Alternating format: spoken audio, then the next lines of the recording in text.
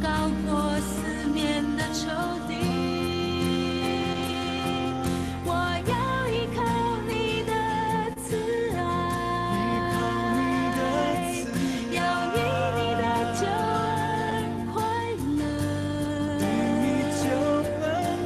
容我到你圣所，瞻仰你荣耀能力，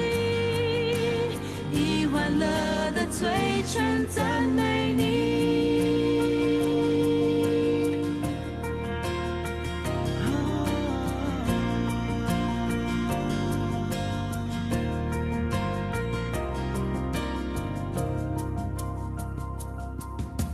你知道我最深的意念，你知道我最深的意念，你明了我内意。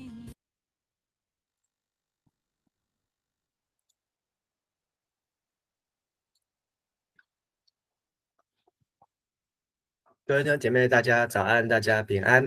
我们要来进入但以理书第9天的共读。今天早上要请嘉硕执事带领我们大家来做开始的祷告。上帝，感谢您，让我们今天一大早在陈牧师的带领下来攻读你的话语。主啊，感谢您借由陈牧师的讲解，让我们更明白主你圣经中所记载的话语，它的意义到底是如何，让我们不至于误解偏离主你的话语，让我们可以在这当中成为我们自己的警醒跟我们人生的方向。主啊，求主你圣灵与我们同在，让我们开我们的心眼，让我们能够完全的领受主你的恩典。我们这样祷告，奉主耶稣基督的名求，阿们。阿们，谢谢。我们在但以理书来到第9章，第9章的意象是但以理书当中不是很难明白，但是是最难理解，甚至不仅是在但以理书当中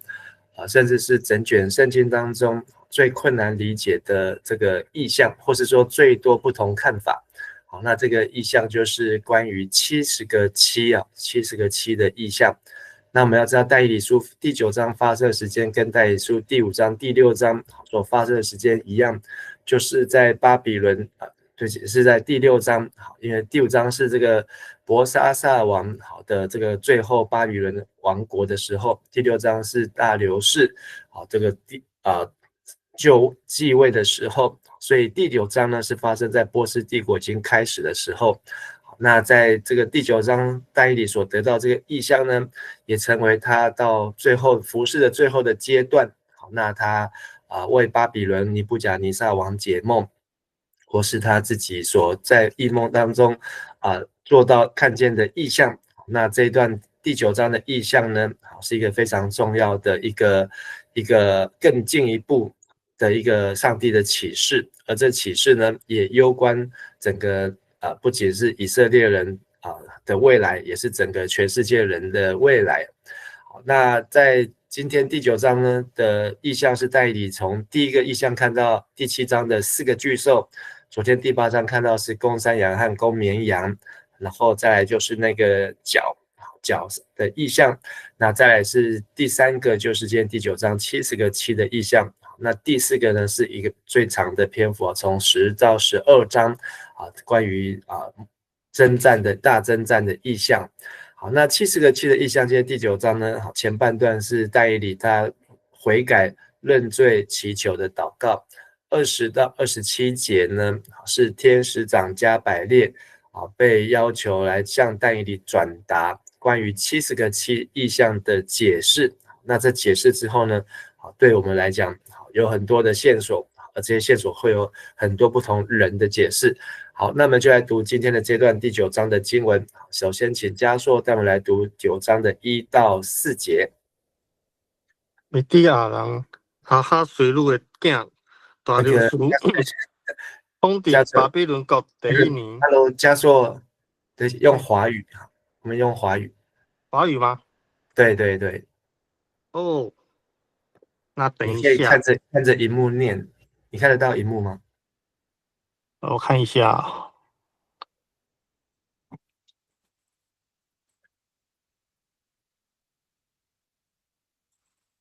亚哈水鲁的儿子大流士统治巴比伦国。他在位的第1年，我在研读圣经，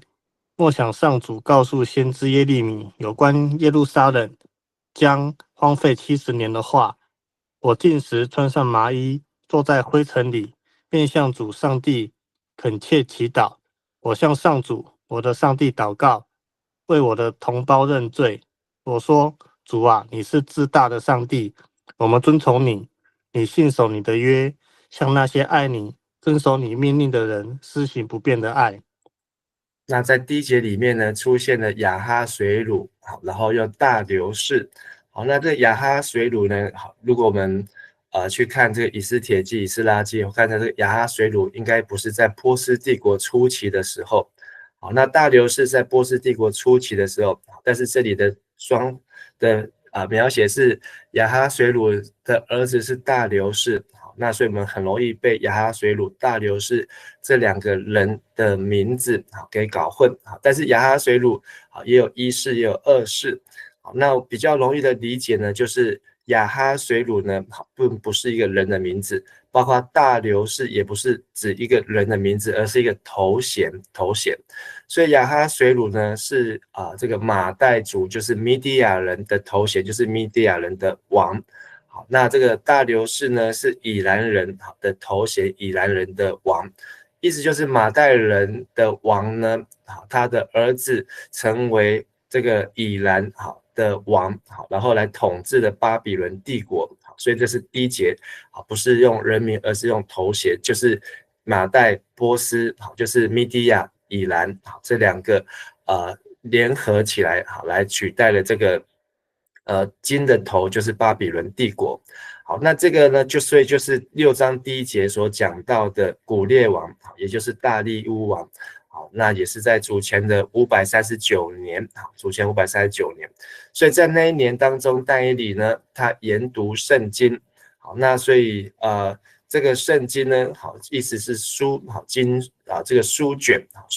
好，那现在最后一本方便大家知道，就是读圣经。那时候圣经但以理他在波斯帝国当中，好，能有多少圣经我们不晓得，但是至少前面的这个摩西5经，好，这些都是有。但是他有一个很新的圣经，对当时来讲就是耶利米书。那耶利米书的怎么能够传到波斯帝国那就跟耶利米书怎么传到巴比伦有关。传到巴比伦之后，又怎么样流传到波斯啊？好，那我们在耶利米书的25章、29章都有提到关于上帝自己向耶利米所启示的，就是70年满了的信息啊。那这70年就是上帝要因为这个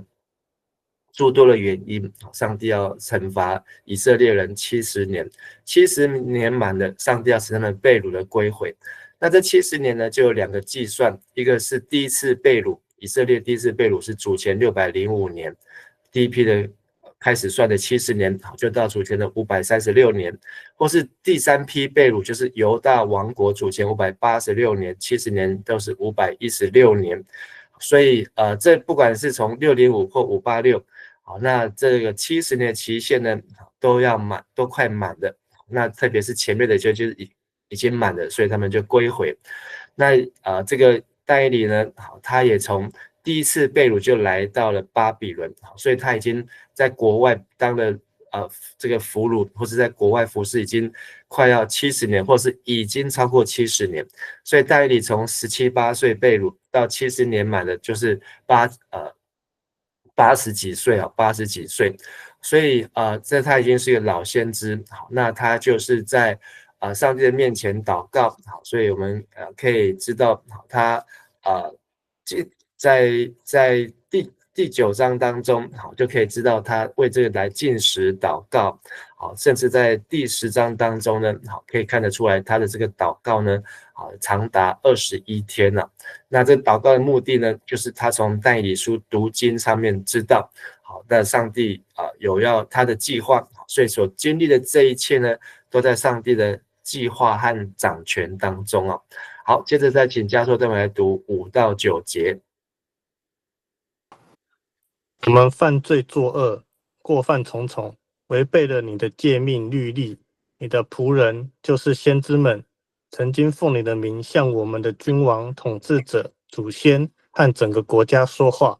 我们却没有听从他们。主啊，你的作为始终公正，我们却不断的自取侮辱。是的，我们这些犹大和耶路撒冷的居民，以及背叛你、被你流放到远近各国的以色列人，都因对你不忠，自取羞辱。上主啊，我们的君王、统治者和祖先都得罪了你，遭惹羞辱。主，我们的上帝啊，虽然我们背叛了你，你仍然怜悯我们，宽恕我们。在这个但以理的祷告当中，分为2大部分。前面一个部分是在认罪的祷告，那这认罪的祷告呢，是一个认同性的祷告。那它不是只有用我个人，它是用我们全部的人，所以它是一个认同性的祷告。他没有在这些罪恶以外，他觉得他自己也在这个罪恶的当中，所以他认罪。那第2个部分呢，就是祈求的祷告。那他认罪，他有一个目的，就是为了要求，为了要向主祈求。那在认罪祷告呢，前半段认罪祷告呢，可以分为3个部分。第一个部分就是从第5节看到，他为他们跟但以理相关的，就是他的个人、祖先、以色列人做犯罪、作恶、过犯重重，违背上帝的诫命，所以以至于呢，他们被流放。那这是他们在第一个他所承认的罪行。第2个呢，是第10节到12节，再请嘉硕他们来读。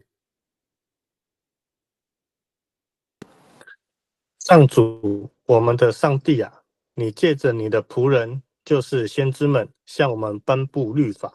法律，要我们遵守，我们却不听从。所有以色列人都违背了你的法律，偏离了你，没有听从你。因此，那记载在你仆人摩西法律书上的诅咒，都落在我们身上。你在我们和我们的统治者身上实现了你说过的话。你惩罚耶路撒冷比惩罚天下任何城市更严厉。第2段认罪就是上帝的话却有说，但是百姓却没有听，有听却没有顺从。所以第2段认罪的重点，就是因为他们没有把这个上帝的话，包括一开始讲到耶利米先知的这个圣经经书，同样的就是上帝的话呢，都被用上帝允许的方式保存记载，甚至流传宣扬。但是呢，不是上帝的话没有说，而是上帝有说，上帝还让人听见，让人可以读，可以看见。但是呢，他们却没有看见了，听见了，却没有遵从，以至于这些的惩罚都在他们身上。好，接着是第3段祷告13节到15节。你把摩西法律书上所写的一切惩罚都降在我们身上，可是上主，我们的上帝啊，到现在我们还是没有离弃罪恶，没有遵守你的真理，让你喜悦。上主，我们的上帝啊，你曾准备要处罚我们，事实上你已经惩罚我们，因为你作为始终公正，而我们没有听从你。主，我们的上帝啊，你曾显示大能，领你的子民出埃及，你的名声至今流传，我们却作恶犯罪。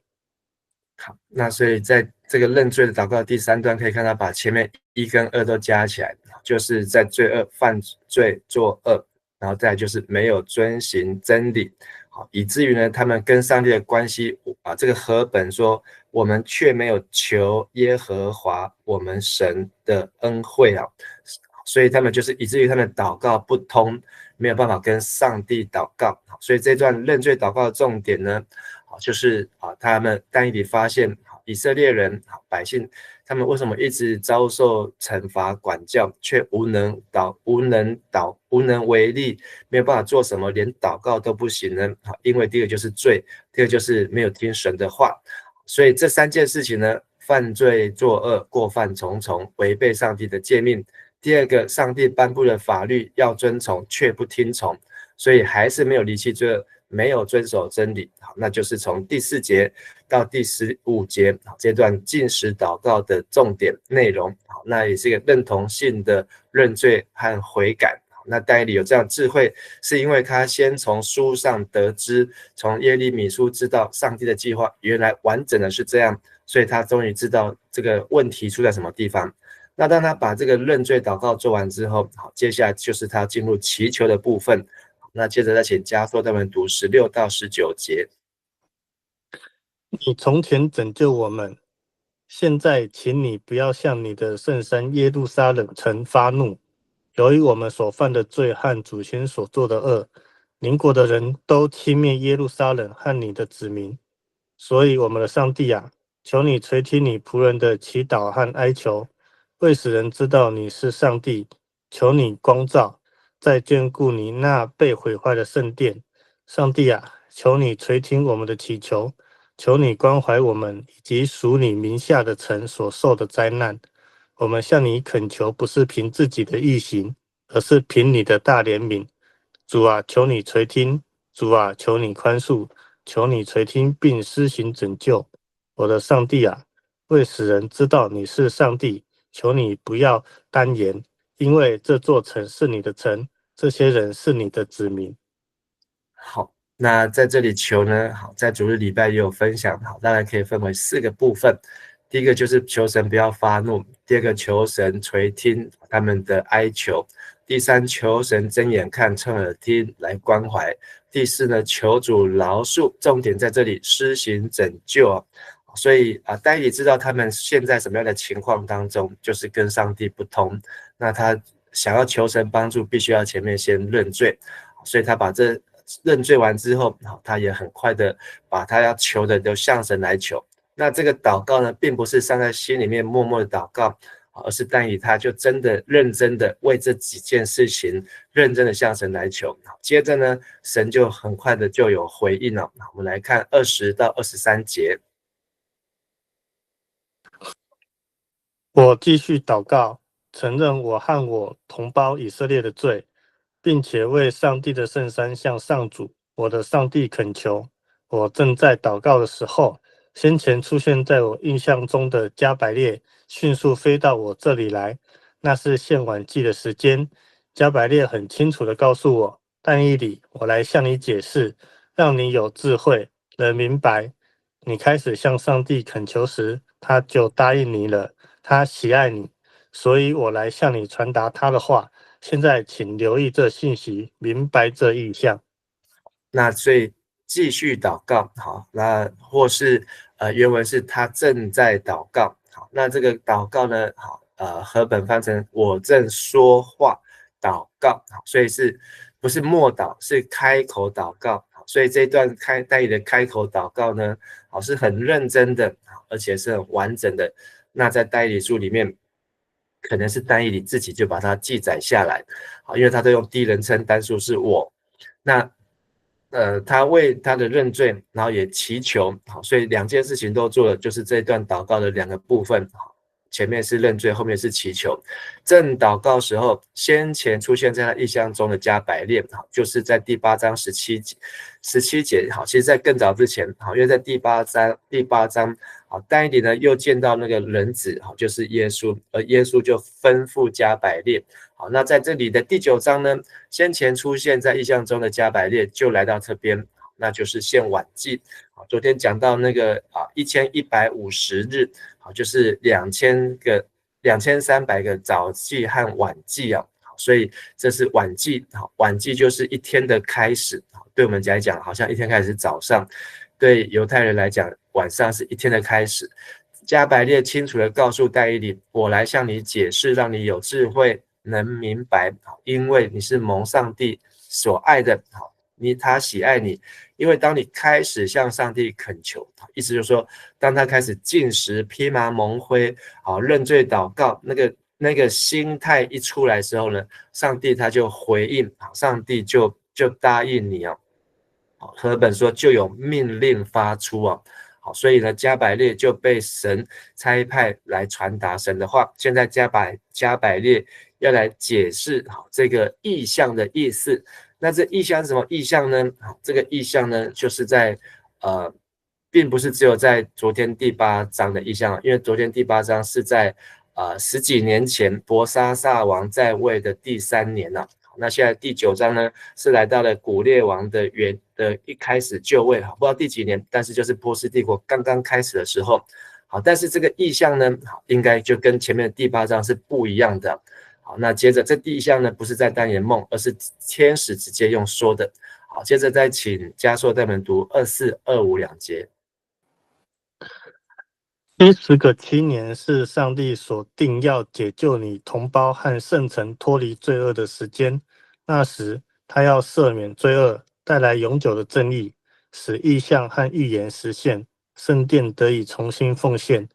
你要知道，要了解，从颁布复兴重建耶路撒冷的命令到上帝选定的领袖出现，期间必须经过7个7年，耶路撒冷城将重建。有街道和巩固的防御，它将建立62个7年，但那是一段困苦的时期。好，谢谢。这个现代中译本翻得非常通顺，让我们很容易就可以消化这一段字。但在和本当中呢，就会开始有一些咬文嚼字的问题，还有另外就是关于原文当中这一段意象很短，因为只有4节，24、25、26、27。就只有短短4节，但这解释呢，真的是解释了几千年，还在解释当中啊。好，所以这段意象呢，并不是容易解释。第一个就是看到4个兽的意象，第二个就是公绵羊、公山羊的意象。好，现在第3个就是70个7的意象。那我们先看和本怎么写。和本说，为你百姓和你圣城。你是但以理，这是加百列说的，已经定了70个7，要止住罪过，除尽罪恶，赎尽罪孽。这3个是消极的，积极的引进永恒公义，封住异象和预言，并高至圣所。好，那这个至圣所也已经被翻译，以前是至圣者，但现在圣经和修本已经改成至圣所。那所以这里有6件事情，3件消极，3件积极，那跟这70个7有关。那现在中译本直接是70个7年了，它的定义翻译就是让我们锁住在年的这个时间上面。那不是一般我们认识其他的77个春天、秋天，或是其他的单位，不是，就是年。那25节呢，和本翻成你当知道，当明白，从发出命令恢复并重建耶路撒冷，所以2个动作，就是一开始恢复可以回去耶路撒冷，到开始重建耶路撒冷，还有第3个阶段，直到受膏的君出现。所以有1、2、3 3个颜色，3个阶段。这当中有7个7和62个7，7加62就是69，那跟上面70个7还少1个，所以分成3阶段。第一个7是发出命令并恢复，第二个阶段是62个7是重建耶路撒冷，然后呢，到最后一个7是受膏的君出现，耶路撒冷连城带壕沟，就是从城到这个乡野都必在艰难中恢复并重建了。好，那所以我们这样去分析这个70个7，会比较容易来理解。那这个70个7的理解呢，可以真的有很多种的解释和讨论。好，那这里找到一个是牧师认为比较普遍的，也不一定是我个人，是比较普遍的解释。好，就是关于70个7的预言。好，所以这边有提起说，这是一个解经的参考，不一定对，但是是现在大部分解经或是大部分教会所接受的。那这个预言的时间70个7是指70个7年。那其实呢，从第1节里面，第2节里面那个第9章就有透露一个线索，就是70年的日子快要满了。好，所以也可以倒过来看，就是7个70年了。好，那但以理他所惊讶就是原来他们现在70年满了，但是天使给他意象更大。好，他们不是只有一次的70年，总共有7次70年。那不管好，所以70个7或7个70，好，那但是对但以理来讲的意义不一样。那合计490年，这预言是给以色列人，但是的结果跟全人类有关。这预言特殊性分为3个阶段，有分成第一个7，单独的7，接下来是62个期，好，那在第3阶段是最后一个期，好，那49年、434年、7年合起来是490年。第一阶段和第二阶段呢，好是有连续的，必有7个期和62个期，这2件事情是连续发生的25节，所以就是49加434是433年，所以第一个阶段433年之后呢，到最后一个期呢，好，那大部分的人会认为这是一个时间的冻结。好，那在483年的结束之后，中间呢，好有很冻结，然后以色列历史或是教会历史很多大事，包括耶稣被钉十字架，教会从教会的时代到末后教会被提，那第3阶段才会启动。好，最后一个7年。好，那就是这个7年呢，在27节又分成1期之内、1期之半了。那这个期呢，好，单独的期就是预言最多圣经的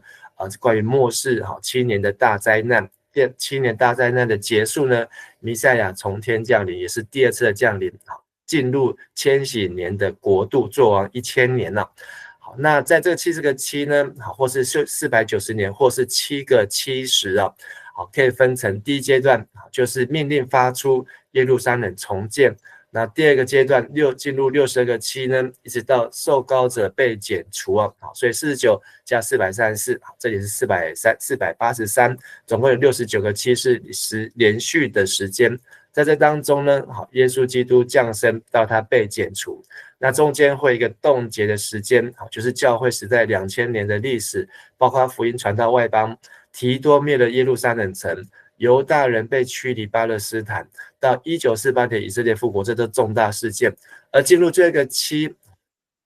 就是要在教会被提之后，好，然后就会1期之半、1期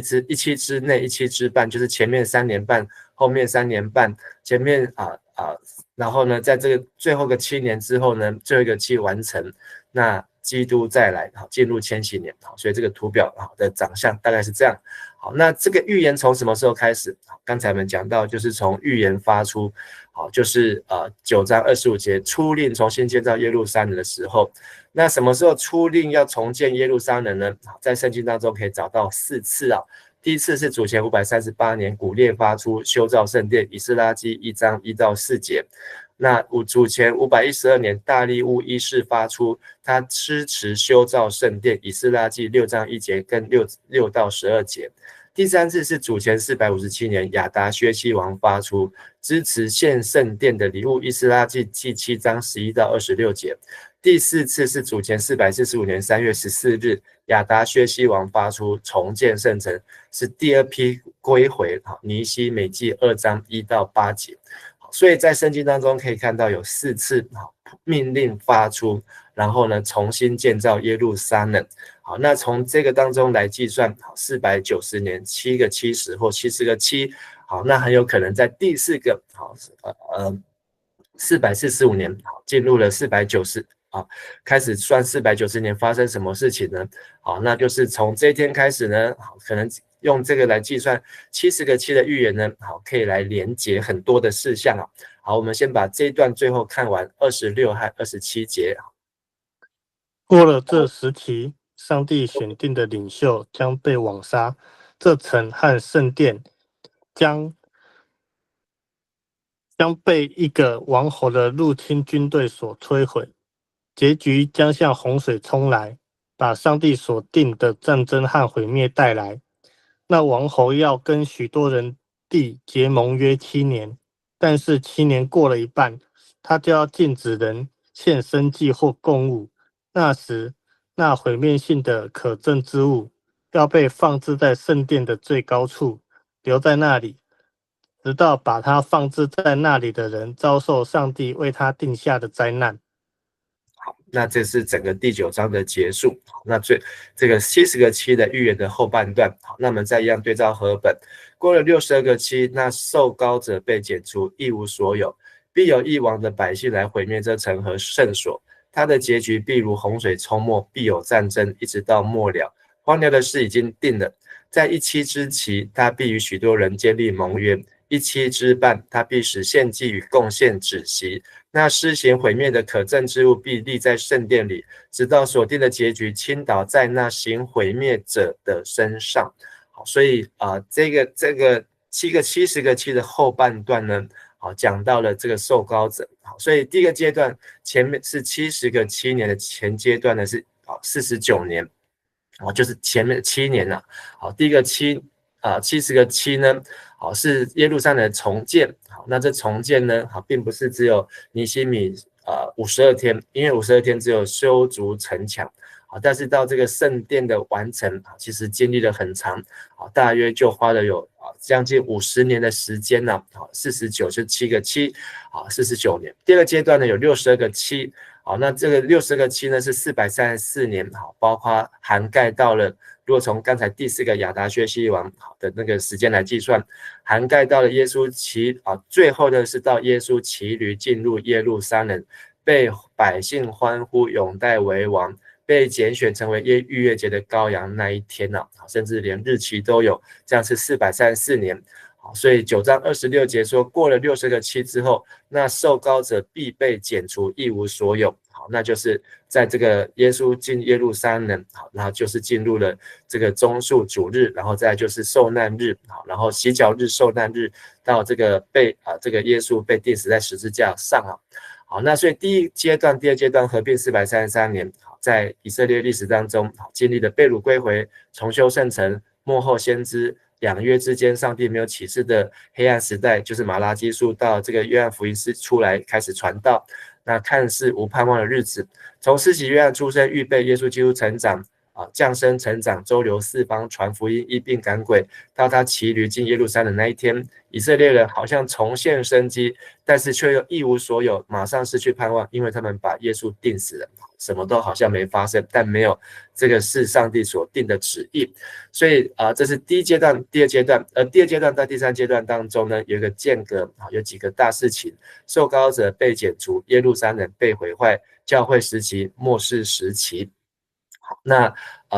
最后一个阶段，最后一个7年呢，虽然还没有来到，也无法预知是哪一天，但是呢，在这当中，好的重点就是必有大灾难，而这当中有许多重要事情发生了。好，那会发生的，就从但以理书，还有耶稣在马太福音24章所说的，会有大灾难，会有敌基督的兴起，会有假的盟约要被建立，如同假教师的谎言。必使祭祀和贡献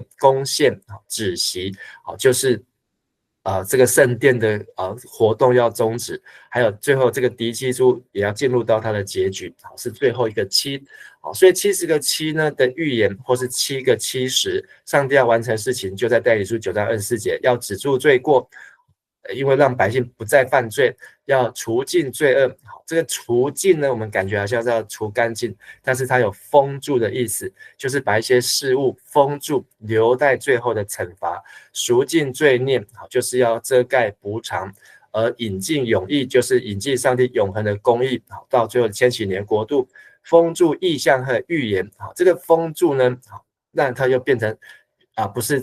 把它盖起来意思，而是一个已经打开了，就保持这个状态，固定它的意思。好，就是让这样子的信息呢不变了，而且保持现在的状态，好，就是已经开启。好，所以跟我们想象刚好是相反，封住好像不让人家看，好，但是这个封住呢却是保持它现在从但以理天使加百列对但以理所说的话开始到现在这个状态不会改变。高至圣者，那就是到耶稣基督成为万王之王、万主之主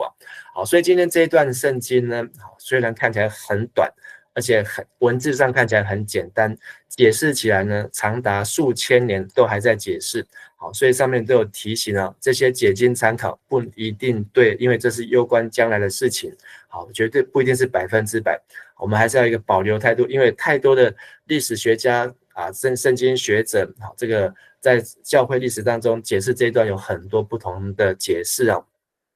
但是不见得好，因为要看最后上帝所定的时期。好，那今天这段经文呢，好，让我想到3个经节，就是呢，当但以理开始认罪祷告的时候，为什么他要向圣殿祷告？好，就是等待这一天，因为这是在所罗门盖好圣殿的祷告的时候呢，他就向神说，这个圣殿要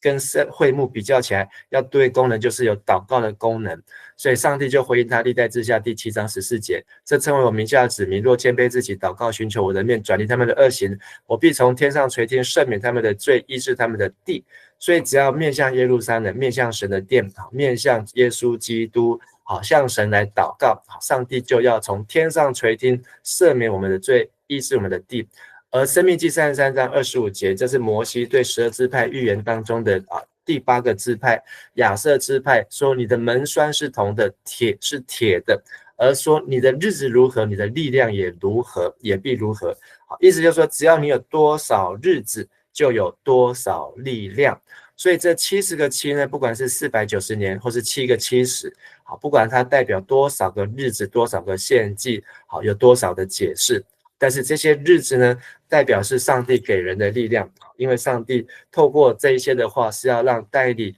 不是绝望，而是有盼望。同样我们读这段话的人不是绝望，而是盼望。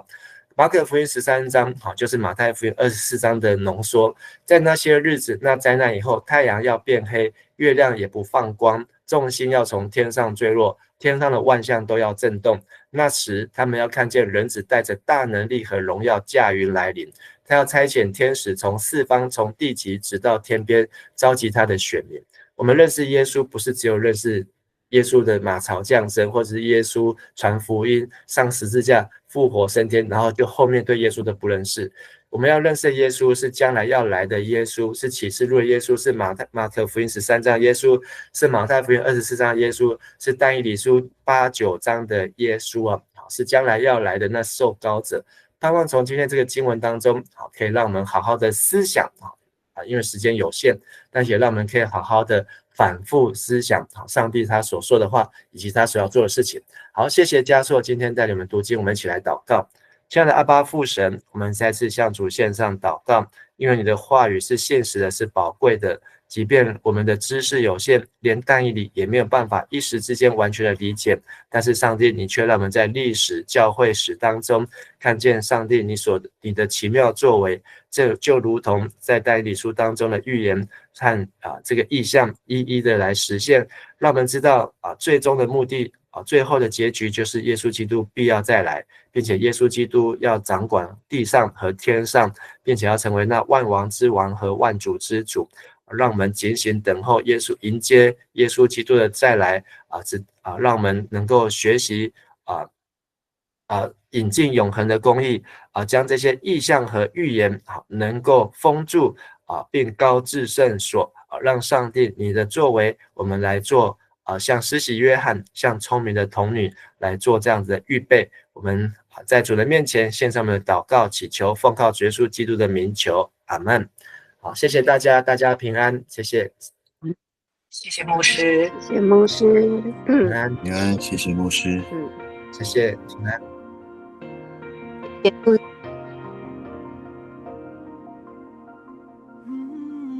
你知道我最深